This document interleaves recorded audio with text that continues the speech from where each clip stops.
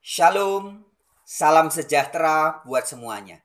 Buat semua teman-teman dan sahabat-sahabat yang mau memperhatikan channel Wartawan Injil. Terima kasih juga yang mau membagikan video-video di dalam channel ini. Kepada teman, kepada rekan, kepada saudara, kepada sahabat, kepada keluarga, kepada siapapun. Terima kasih banyak ya. Nah, haleluya. Pada kesempatan ini kembali kita bisa berjumpa dalam perbincangan-perbincangan yang tentunya sesuai dengan nama channelnya Wartawan Injil ya. Jadi adalah channel-channel yang mewartakan atau mengabarkan berita-berita, pewartaan-pewartaan, pekabaran-pekabaran yang ada hubungannya dengan Injil. Injil yang saya kabarkan adalah Injil Kerajaan Allah. Allah yang saya kabarkan adalah Allahnya Yesus Kristus. Bukan Allah-Allah yang lain ya. Bukan teos-teos yang lain. Bukan Elohim-Elohim yang lain. Di dalam 1 Korintus 8 ayat 5, Rasul Paulus mengatakan, memang ada banyak yang bisa disebut teos atau God kalau bahasa Inggrisnya. Allah dalam Alkitab bahasa Indonesia ya. Ada banyak yang bisa disebut sebagai Allah baik di sorga maupun di bumi. Lebih tepatnya sebenarnya Elohim atau Theos ya. Ada banyak yang bisa disebut Theos atau Elohim. Dan Tuhan baik di sorga maupun di bumi. Tetapi di ayat 6-nya Rasul Paulus mengatakan, namun bagi kita hanya ada satu Theos saja, yaitu Bapa. Ya, jadi Theos yang saya kabarkan selalu Theos yang sama. Elohim yang sama, yang satu yaitu Allahnya Yesus Kristus, Allahnya Rasul Paulus dan Allahnya para rasul dan para nabi. Nah, langsung saja teman-teman, pada kesempatan ini kita akan membahas satu hal yang sederhana tapi sangat mendasar ya. Saya tulis di sini. Jadi judulnya adalah tujuan Injil Yohanes ditulis. Ya, jadi kita berbincang-bincang sedikit tentang Injil Yohanes ini. Tujuan Injil Yohanes ditulis. Nah, ini penting sekali. Ya. Karena banyak sekali orang yang memakai Injil Yohanes ini untuk berbagai macam kepentingan. Yang berbeda dari maksud dari si penulis Injil sendiri. Nah, kalau di dalam Alkitab, di dalam 2 Timotius 3 ayat 16, saya tulis di sini ya. 2 Timotius 3 ayat 16 itu dikatakan bahwa segala tulisan yang diilhamkan Allah memang bermanfaat untuk pertama, mengajar, dua, menyatakan kesalahan, ketiga, memperbaiki kelakuan, dan keempat, mendidik orang dalam perbuatan yang baik. Nah, jadi ada fungsinya seperti itu. Tertulis itu di 2 Timotius 3 ayat 16. Jadi segala fungsi Alkitab ini yang tebel ini, kitab suci yang diilhamkan Allah ini, fungsinya adalah pertama untuk mengajar, yang kedua menyatakan kesalahan, ketiga memperbaiki kelakuan, dan mendidik orang untuk perbuatan-perbuatan yang baik.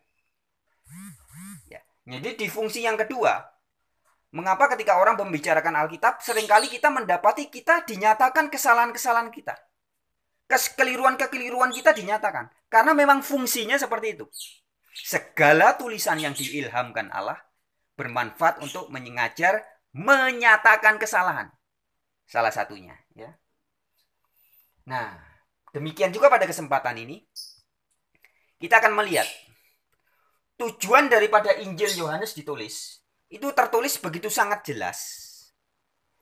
Di dalam pasal 20 ayat 31. Di dalam Injil Yohanes itu sendiri. Ya. Di dalam Injil Yohanes 20 ayat 31, itu perikopnya jelas sekali tertulis, tebal ya. Maksudnya Injil ini dicatat. Maksudnya Injil Yohanes ditulis. Nah, di ayat 31-nya dikatakan, tetapi semua yang ditulis di sini telah dicatat supaya kamu percaya bahwa Yesus adalah Mesias, Anak Allah. Dan oleh imanmu itu kamu beroleh hidup yang kekal. Ya. Sekali lagi ya, teman-teman dibuka sendiri nanti. Jadi tujuan penulis Injil Yohanes, ya, jadi Injil Yohanes itu mulai dari pasal 1 ayat 1, 1 ayat 1 sampai 20, pasal 21 ayat 25.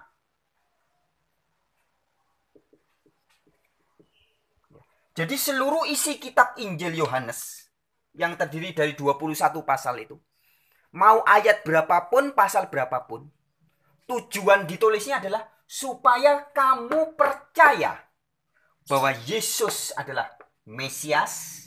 Mesias artinya adalah Kristus, orang yang diurapi oleh Allah, orang yang dipilih oleh Allah. Dan yang kedua, Yesus adalah anak Allah. Anak Allah itu adalah orang yang taat kepada Allah. Ya, orang taat kepada Allah disebut anak Allah. Taatnya kepada iblis, anak iblis. Ya. Taatnya kepada Bung Karno, anak-anak Soekarno. Wih, kira-kira gitu ya. Nah, ini tujuan penulis Injil Yohanes. Jadi sekali lagi, penulisnya sendiri mengatakan bahwa maksudnya Injil ini dicatat adalah supaya kamu percaya bahwa Yesus adalah Mesias. Bahasa Arabnya Al-Masih. Dan the sons of God, ya, anaknya Allah. Ya, jadi Yesus itu bukan anaknya iblis, bukan pengikut setan, tapi dia pengikut Allah, maka disebut anak Allah. Ya. Nah, sahabat-sahabatku, saya ingin berikan ilustrasi ini. Jika penulis Injil Yohanes mengatakan bahwa maksudnya Injil Yohanes dicatat adalah supaya kamu percaya bahwa Yesus adalah Mesias, anak Allah. Tapi jika kemudian ada orang-orang yang memakai Injil Yohanes untuk mengajarkan hal-hal yang lain, bisa atau tidak? Bisa. Injil Yohanes kan banyak itu ayatnya, dipakai untuk membuktikan hal-hal yang berbeda dari tujuan penulisnya. Bisa apa enggak? Bisa, sangat bisa. Tapi saya berikan ilustrasi. Teman-teman, saya beberapa bulan yang lalu saya diberikan satu pisau yang sangat bagus. Saya ini kan seorang chef ya. Saya seorang chef juru masak. Saya oleh teman saya, Mas Ahmad namanya. Mas Ahmad itu adalah seorang ahli pembuat pisau. Ini ditempa dari baja Jerman. Ditempa secara tradisional dan sangat serius. Pisau ini adalah chef knife. Chef knife. Pisaunya chef. Yang ditujukan dibuat oleh penciptanya. Untuk menciptakan masakan-masakan. Ya, jadi saya disuruh pakai pisau ini. Untuk memasak dan membuat potongan-potongan yang presisi. Ya. Kemudian menciptakan hidangan-hidangan yang nikmat. Hidangan-hidangan yang bergizi. Ya. Dengan pisau ini. Pisau ini sangat bagus. Chef knife. Ini bukan promosi ya. Wah, ini. Keren ini. Wah. Full tank. Full tank itu artinya dia bilahnya ini full. Sampai di gagang-gagangnya. Gagangnya juga terbuat dari kayu yang sangat bagus. Kayu jati. Jati tua ini. Juga ini terbuat dari kulit sapi asli. Ini pisau ini difungsikan untuk para chef. Maka disebut chef knife.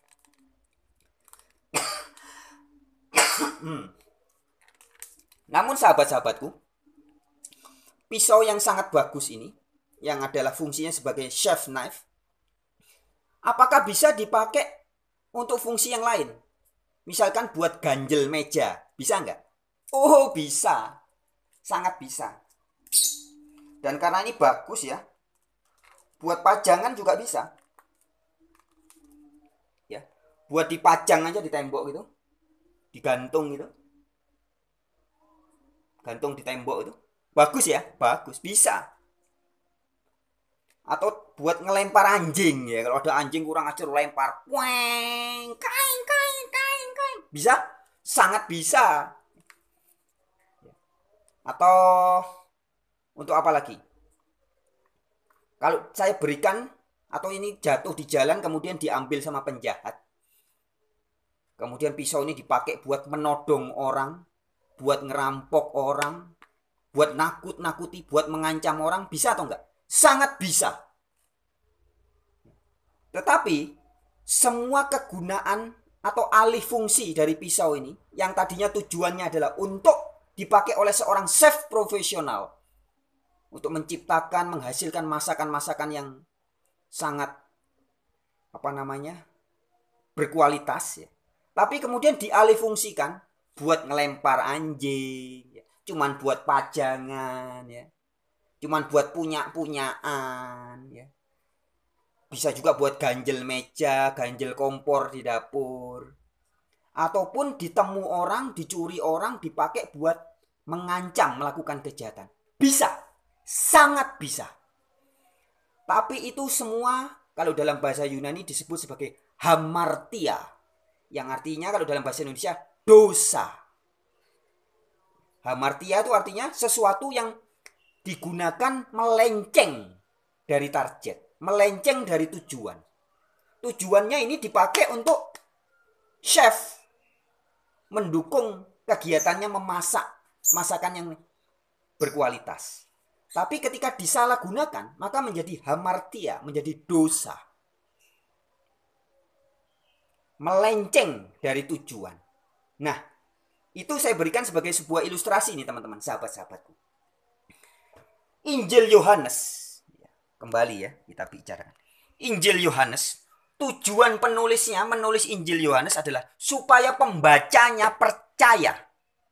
Supaya saudara dan saya ketika membaca Injil Yohanes, kita percaya bahwa Yesus adalah orang yang diurapi oleh Allah, orang yang dipilih oleh Allah. Bahasa Arabnya Al-Masih, bahasa Indonesianya Mesias atau Kristus ya. Hamasyah bahasa Ibraninya, Kristos bahasa Yunaninya. Artinya orang yang diurapi oleh Allah. Dan kita percaya juga bahwa orang yang diurapi oleh Allah itu adalah anaknya Allah. Bukan anaknya setan. Bukan. Itu tujuan penulis Injil Yohanes. Tapi sama seperti pisau tadi, chef knife ini yang sangat bagus berkualitas ini bisa disalahgunakan orang. Alih fungsi buat ganjel kompor. Nah, begitupun Injil Yohanes ini bisa dipakai orang disalahfungsikan. Banyak orang yang memakai ayat-ayat di Injil Yohanes untuk mengajarkan ajaran-ajaran yang berbeda dari tujuan penulis Injilnya sendiri.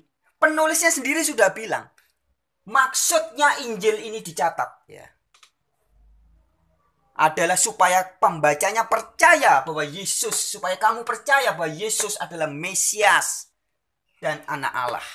Dan oleh imanmu, iman yang mana? Iman percaya bahwa Yesus adalah Mesias dan anak Allah. Kamu bisa beroleh hidup yang kekal. Tapi fungsinya ini dialihfungsikan, disalahgunakan. Katanya Injil Yohanes mengajarkan bahwa Yesus adalah Allah yang maha kuasa, yang menjelma menjadi manusia. Ya. Jadi teman-teman kita yang mengajarkan doktrin Tritunggal sering sekali memakai ayat-ayat Injil Yohanes. Ada Yohanes 1 ayat 1 lah, Yohanes 10 ayat 30, Yohanes 14 ayat 9, Yohanes 20 ayat 28. Dan berbagai macam ayat di Injil Yohanes yang dipakai untuk ini buktinya. Yesus adalah Allah yang maha kuasa. Nah, sahabat-sahabatku, penggunaan ayat-ayat Injil Yohanes yang keluar daripada tujuan Injil Yohanes ditulis ini, itu adalah sebuah hal yang sama seperti orang pakai pisau ini. Chef knife dipakai buat ganjel kompor. Chef knife dipakai buat pajangan doang. Atau buat ngelempar anjing. Atau dicuri maling, dipakai buat menodong menakut-nakuti orang. Artinya ini digunakan sebagaimana tidak sesuai dengan tujuan dari penulisnya.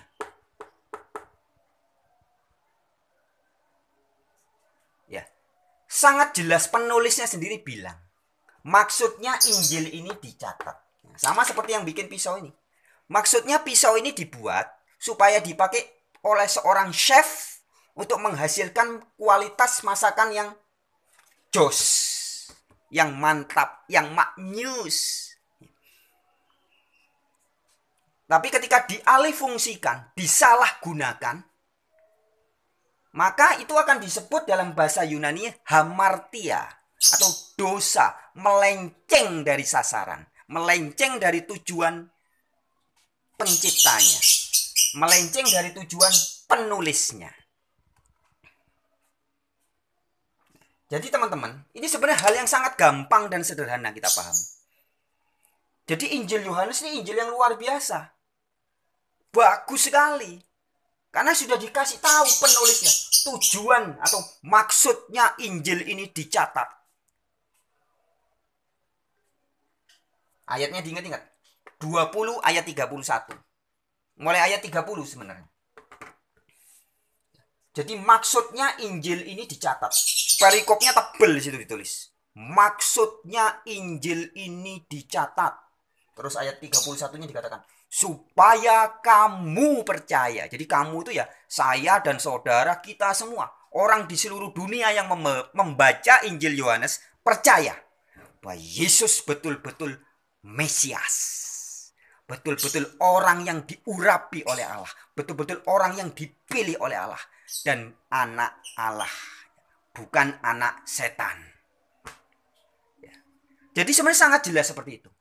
Tetapi sayang sekali. Guru-guru palsu. Orang-orang yang memiliki roh-roh yang lain. Kita ingat di dalam surat 2 Korintus 11 ayat 4 dikatakan memang ada Yesus yang lain. Ya, saya bacakan aja ayatnya. Karena kita bicara kebenaran itu harus selalu ada tertulis. Jangan melampaui yang ada tertulis. Jadi di 1 Korintus 4 ayat 6 dikatakan jangan melampaui yang ada tertulis. Maka kita bicara juga harus ada tertulis. 2 Korintus pasal yang ke-11 ayat 4. Sebab kamu, ya jadi saudara dan saya yang mengaku sebagai pengikut Yesus ya. Sebab kamu sabar saja jika ada orang yang datang memberitakan Yesus yang lain daripada yang telah kami beritakan. Atau memberikan kepada kamu roh yang lain daripada yang telah kamu terima. Atau Injil yang lain daripada yang telah kamu terima. Jadi ada Yesus yang lain. Pemberitaan tentang Yesus yang lain. Yang berbeda dari yang dikabarkan oleh Alkitab. Yesus yang dikabarkan oleh Alkitab, baik di Injil Matius, Markus, Lukas, termasuk Injil Yohanes ini. Kita hari ini bahas Injil Yohanes ya. Yesus yang dikabarkan oleh Injil Yohanes adalah Yesus yang adalah Mesias atau Kristus dan anak Allah. Begitupun ini sama dengan yang dikabarkan di Injil Matius, Markus, dan Injil Lukas dan surat-surat perjanjian baru lainnya. Bahwa Yesus yang dikabarkan dalam kitab suci perjanjian baru adalah Yesus yang adalah Al-Masih kalau bahasa Arab. Bahasa Indonesianya Mesias. Bahasa Ibraninya Hamasyah. Bahasa Yunaninya Kristos. Bahasa Inggrisnya Christ. Maka disebut Jesus Christ. Nah, Kristus atau Christ adalah orang yang dipilih, orang yang diurapi oleh Allah. Nah, jadi ketika ada orang-orang yang memberitakan Yesus yang lain, dicatat ayatnya ya, ada Yesus yang lain loh. 2 Korintus 11 ayat 4. Jadi Alkitab sudah mengingatkan kita semua bahwa ada orang yang memberitakan Yesus yang lain, yang berbeda dari Yesus yang dikabarkan oleh para rasul. Nah, Yesus yang lain inilah misalkan ada Yesus yang adalah pribadi kedua dari Allah Tritunggal. Itu jelas Yesus yang lain. Yesus yang adalah logos atau sabdanya Allah, pikirannya Allah, yang berubah menjelma menjadi manusia. Jadi dia, Yesus adalah 100% Allah. Karena Yesus itu pikirannya Allah, firmannya Allah yang menjadi manusia. Itu contoh Yesus yang lain. Yesus yang Alkitabiah, Yesus yang dikabarkan oleh para rasul, yang dinubuatkan oleh para nabi, adalah Yesus yang adalah Mesias dan anak Allah. Maka ketika di dalam Injil ya Matius juga dikatakan, ketika Yesus dibaptis, langit terbuka, turun Roh Kudus, kemudian terdengar suara dari surga, inilah anakku yang kukasihi, kepadanya lah aku berkenan. Jadi ketika Yesus dibaptis, surga berkata, ini anakku. Bukan dikatakan, inilah firmanku yang menjelma menjadi manusia. Tidak. Bukan, inilah pribadi kedua dari Allah Tritunggal yang menjelma menjadi manusia. Tidak. Jadi surga bersaksi, Bapa di surga berkata, bahwa inilah anakku yang kukasihi. Ya. Di Injil Yohanes juga dikatakan, misalkan Yohanes 3 ayat 16, karena begitu besar kasih Allah akan dunia ini, maka ia mengaruniakan anaknya. Nah, jadi yang menyelamatkan manusia itu anaknya Allah, bukan pribadi kedua dari Allah itu. Nggak ada Allah berpribadi dua, pribadi tiga. Sahabat-sahabatku, orang yang mengajarkan bahwa Allah itu memiliki tiga pribadi, itu jelas ajaran yang tidak alkitabiah. Dan sebenarnya kita semua bisa tahu, ini ajaran nggak beres. Manusia kita, ketika kita melihat ada seseorang disebut memiliki kepribadian dua, berkepribadian ganda, maka dianggap sebagai orang itu agak nggak waras, atau bahkan tidak waras, tidak beres. Nah, kemudian ada sebuah ajaran mengajarkan bahwa Allah yang Maha Kuasa itu tiga pribadi, berkepribadian tiga. Bukan ganda lagi, tapi tiga. Ya, jelas ini ajaran yang tidak beres. Itu adalah ajaran yang mengajarkan Yesus yang lain daripada Yesus yang dikabarkan oleh para rasul maupun yang dinubuatkan oleh para nabi. Ya, jadi itu saja teman-teman yang ingin saya sampaikan pada kesempatan ini. Penekanannya di sini. Jadi kalau teman-teman, sahabat-sahabatku mungkin berdialog, berdiskusi ya dengan teman-teman yang mau berusaha mengajarkan Tritunggal, orang teman-teman atau orang-orang yang ingin membuktikan bahwa Yesus adalah bagian dari Allah Tritunggal, tunjukkan ayat ini. Ketika orang-orang itu memakai ayat-ayat Injil Yohanes, loh ini di Injil Yohanes 1 ayat 1, loh ini di Yohanes 1 ayat 14, ayat 18, Yohanes 20 ayat 28, Yohanes 10 ayat 30, Yohanes 14 ayat 9, mana lagi, dan berbagai macam ayat-ayat di Injil Yohanes dicomot-comot untuk membuktikan ini buktinya Yesus itu Allah yang Maha Kuasa. Tunjukkan ayat ini sahabat-sahabat. Tujuan daripada pisau ini dibuat adalah chef knife, untuk chef menghasilkan masakan yang berkualitas, bukan buat ganjel kompor. Meskipun ini memang bisa buat ganjel kompor. Nah, begitupun ayat Injil Yohanes. Ini oleh penulisnya ditulis supaya kamu percaya bahwa Yesus Mesias, anak Allah. Jadi jangan dipakai buat mengajarkan ajaran-ajaran yang lain. Harus orang berbicara Injil Yohanes tujuannya sama seperti penulisnya, yaitu bahwa Yesus adalah Mesias, anak Allah. Jadi kalau ada orang-orang guru-guru mengajarkan hal yang berbeda, maka mereka sudah jelas seperti tertulis di 2 Korintus 11 ayat 4. Mereka mengabarkan Yesus yang lain. Jangan dipercaya, saudara-saudariku. Yesus yang Alkitabiah adalah sama seperti yang dikabarkan oleh Injil Matius, Markus, Lukas maupun Yohanes, yaitu Yesus sebagai Mesias dan anak Allah. Lebih daripada itu atau kurang daripada itu Yesus yang lain. Demikian teman-temanku, sahabat-sahabatku. Terima kasih ya, seperti biasa jika ada penyampaian kata-kata saya yang kurang berkenan, orang-orang yang mengaku Kristen khususnya, kita harus saling memaafkan 70 kali 7 kali. Ya, sampai jumpa di kesempatan berikutnya. Haleluya. Terima kasih banyak buat yang mau men-share, membagikan video ini. Salam, shalom.